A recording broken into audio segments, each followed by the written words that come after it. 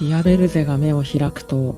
狼の爪を携えた毛皮が彼女を優しく包み込んでおり、そしてコウモリの羽を模したダガーを強く握りしめる財宝狩りの姿があった。それは紛れもなく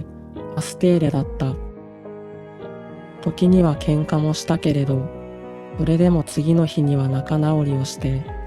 いつだって一緒だった大切な友の姿がそこにはあった。あなたはいつも迷子の私を見つけ出してはそうやって、あの日だって。いや、アステーレだけではない。そんな彼女らに魔法を教え、温かく見守ってくれていた二人の姉と先生の鼓動を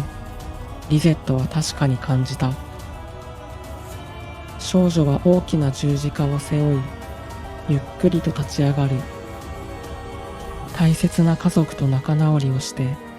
ごめんなさいを言うために。罪の始まりは白き魔女に、そして黒の魔女は罪を断ち切る断罪の悪魔へと変貌を遂げた。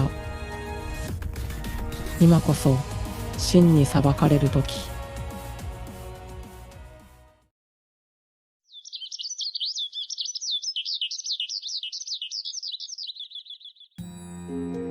木漏れ日の差し込む白き森。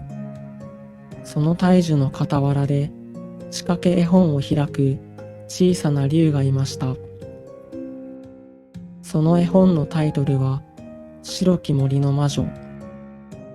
一人の少女が犯してしまった罪と、そしてもう一人の少女との仲直りを描いたお話。やがて胎児となった二人の少女が眠るその傍らで、小さな竜はいつまでも絵本を読み続けます。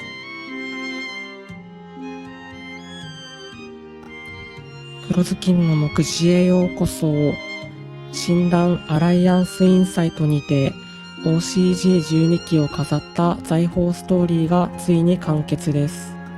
財宝ストーリーの集大成ということで、これまでのストーリーに登場したテーマにも強化が来ており、白き森、アザミナ、ディアベルの順でストーリーに沿って展開する財宝ストーリー好きにはたまらない最高のデッキが組めるようになりました。強化の方向性も的確だったおかげで、念願の純白き森だっていけちゃいます。これから白き森を触るよという人は、白き森の教科書やアザミナ白き森について解説した動画を覗いてみてね。白き森を一から覚えるにあたって必要な情報をすべて網羅しているだけでなく、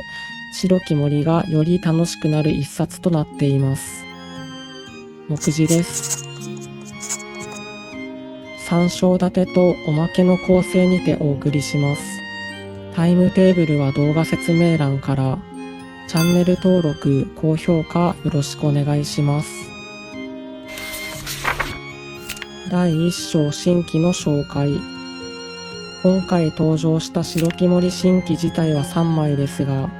これからの白き森デッキの鍵を握るであろう2枚についても紹介します。1、白き森の魔女。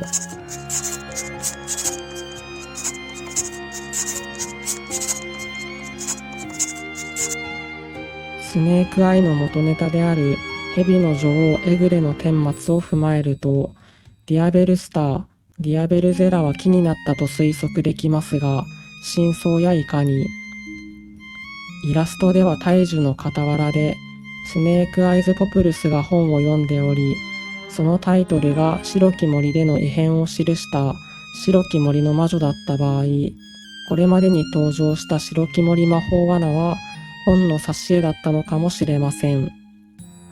ようやく登場した完全一枚書道。丸一効果で白き森モンスターをサーチしつつ、フィールド魔法のためコストにもなれる説明不要の最強書道です。このカードの登場でシルビーもまた完全一枚書道になったことにより、誘発を打たれた場合でも白き森の課題だった21交換を回避できるほか、リゼットサーチで召喚剣を使わずにレベル6シンクロが作れるため、出張性能も高いです。制約として発動後、エクストラから闇属性モンスターを出せなくなるため、アザミナ白き森で運用する場合は一工夫必要になります。2、白魔女ディアベルゼ。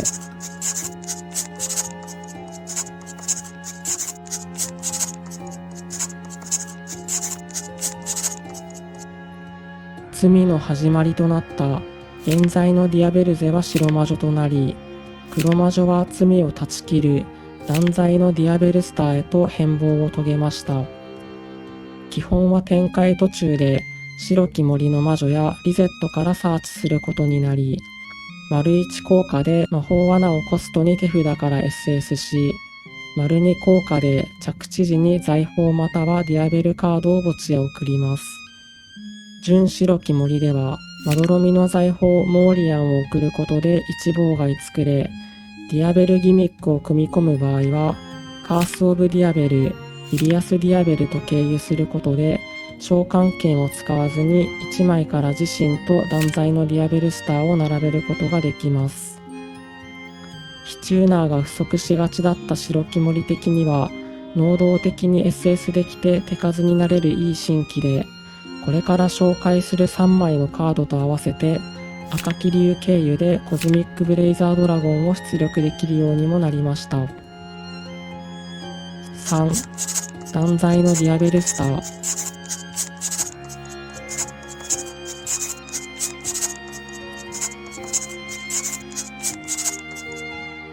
黒魔女ディアベルスターが自らの持つ財宝すべてを解放した姿。丸1効果で墓地のカースオブディアベルとフィリアスディアベルを除外することで SS でき、丸2効果でライフ半分をコストにフリチ破壊ができます。その際場にディアベルモンスターがいれば、エクストラの幻想魔族は魔法使い族シンクロチューナーを SS できるため、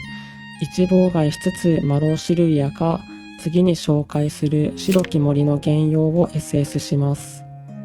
4、白き森の原用。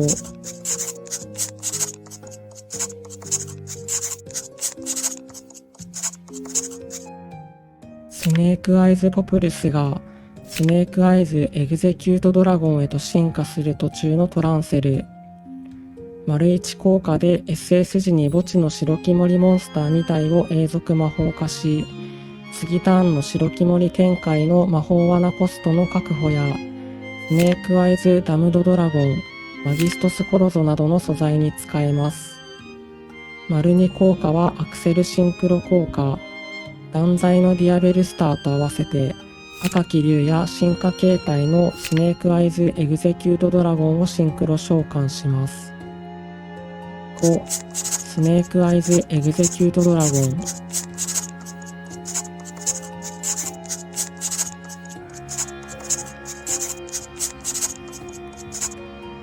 罪の根源であるアザミナをエグゼキュートするドラゴン。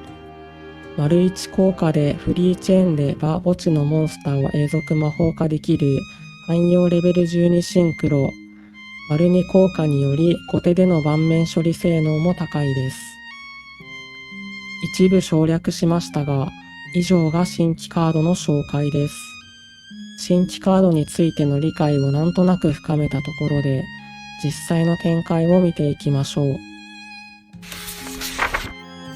第2章展開の紹介。5パターンの展開を紹介します。前半の3パターンでは、初動3種による基本展開を、後半の2パターンでは、アザミナを絡めたニビルケアの展開について紹介します。まずはシルビー初動の展開。シルビーのサーチで白き森の魔女に触ることで、ルシエラのコストを確保できるため、アザミナを用いずとも完全1枚初動になりました。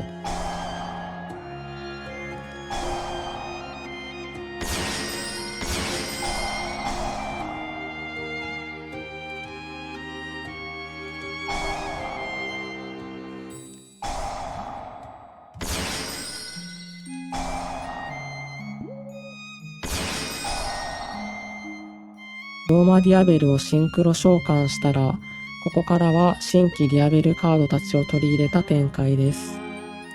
白き森の財宝をコストに、手札の白魔女ディアベルゼを SS。白魔女の着地時効果で、デッキのカースオブディアベルを墓地へ。墓地へ送られたカースオブディアベルの効果で、フィリアスディアベルをサーチ。フィリアスディアベルで断罪のディアベルスターをサーチ。墓地の魔法罠を1枚ずつ除外し、手札の断罪を SS。無効系妨害がない状態なので、シルビーを蘇生して赤き竜をシンクロ召喚。自分ターンのうちに無効系妨害を立てておきたい場合は、ここでクリスタルリングをシンクロ召喚しましょう。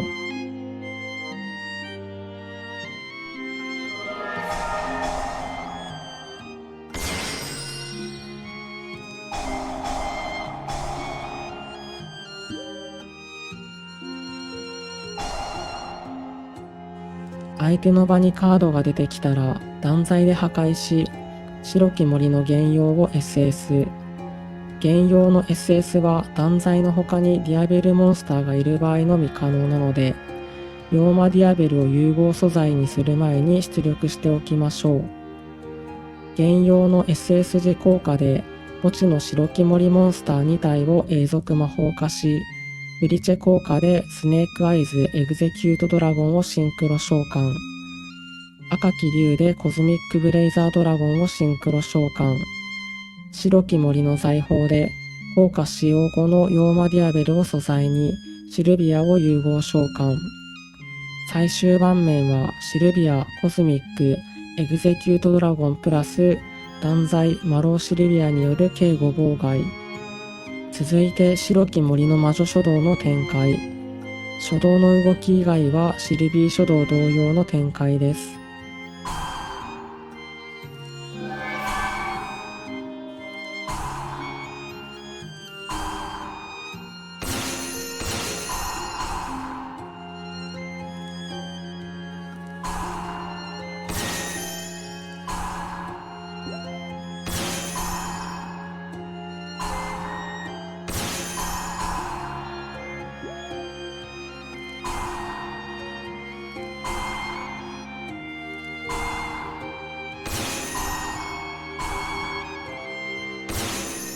相手ターンでの展開もシルビー書道同様なので省略します。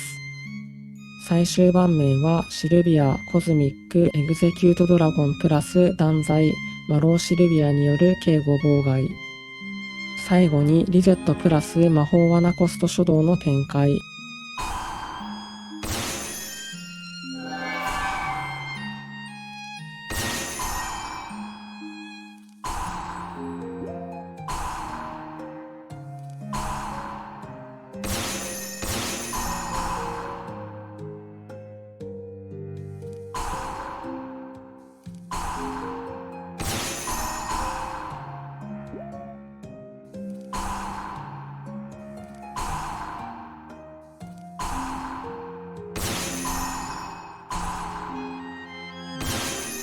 相手ターンでの展開もシルビー書道同様なので省略します。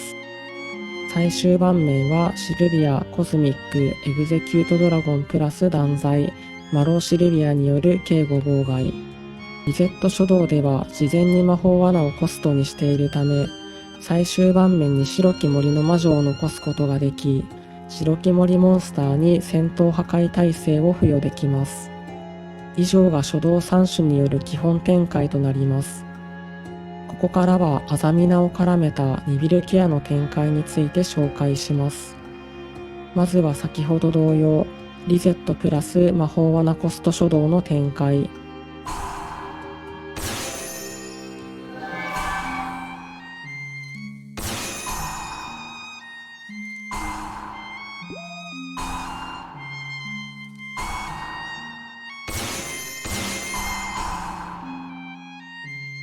アザミナリゼットで欺きをサーチし、ここから分岐です。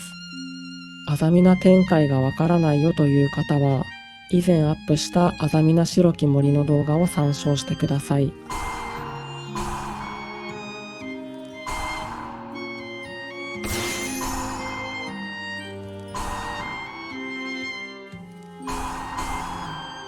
裁縫狩りの効果で断材をサーチすることで、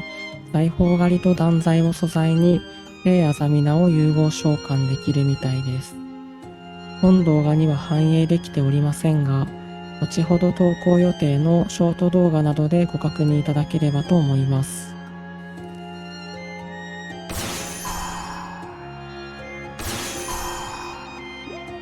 黒魔女で白き森の財宝をセットしたら、ここからは先ほど同様のディアベル展開です。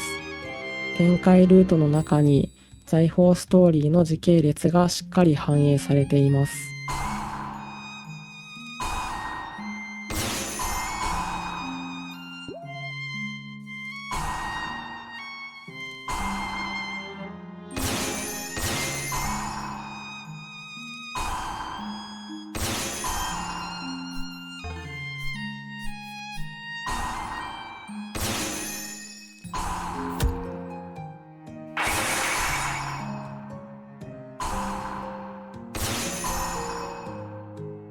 最終盤面はエグゼキュートドラゴン、シルビア、コズミック、白き森の財宝プラス断罪による警護妨害。余ってしまったルシエラーゴや黒魔女は白き森の財宝でガーディアンキマイラの融合素材にします。続いてシルビープラス魔法罠コスト書道の展開。シルビー書道の場合でも魔法罠コストを握れていれば白き森の魔女を書道に絡める必要がなくなります。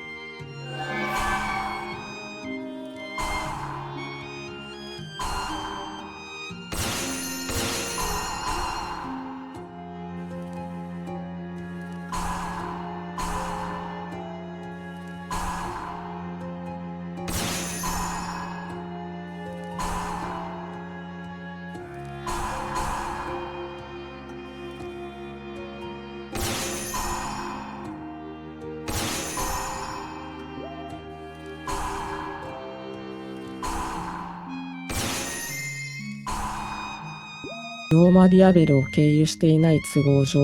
リゼット1体分リンク値に余裕が出るため、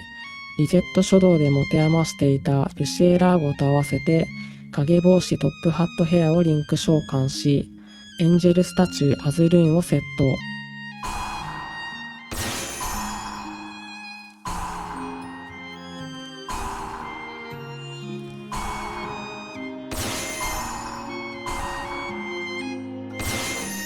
相手ターンでの展開はリゼット書道同様なので省略します。最終盤面はトップハットヘア、エグゼキュートドラゴン、シルビア、コズミック、アズルーン、白き森の財宝プラス断罪による計7妨害。第3章構築の紹介。誘発受けや制約の観点から書道の優先順位はシルビー、白き森の魔女、リゼット、アステーリアの順です。アステーリアについては展開を確実に通せるか、もしくは妨害された際のリペアが効く場合のみ、白き森の魔女からサーチしましょう。ルシアはサーチしたい場面がなさそうだったので解雇です。白き森の魔女書道の欺きすびきは、アザミナリゼットをサーチすれば問題ないと思いますが、それでも制約が気になるようであれば、聖なるアザミナの代わりとして、相手ターン融合もできるアザミナ・オフェイレーテスの採用も手かもしれません。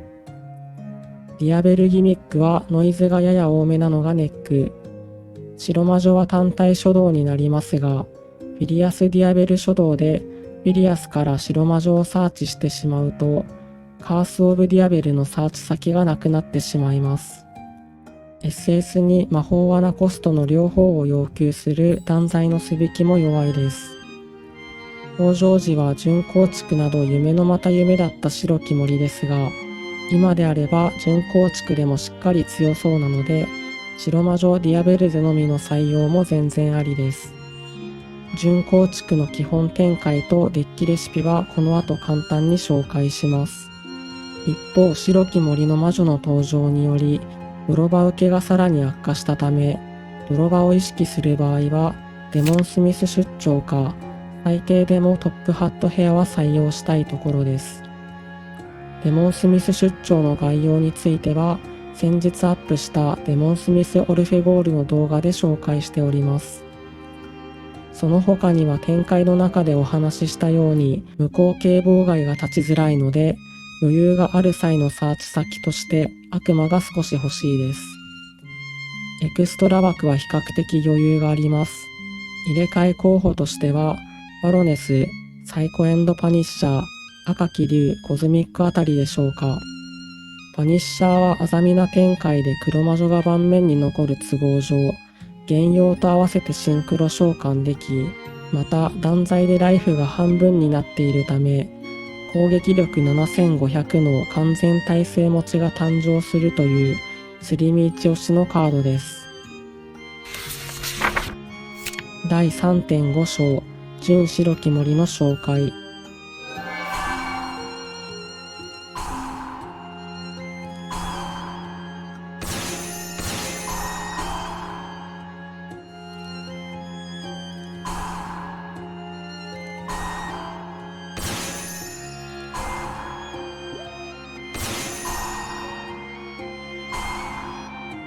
純白き森の場合は、ヨーマディアベルを立てた後、白魔女からはまどろみの財宝モーリアンを落として回収しましょう。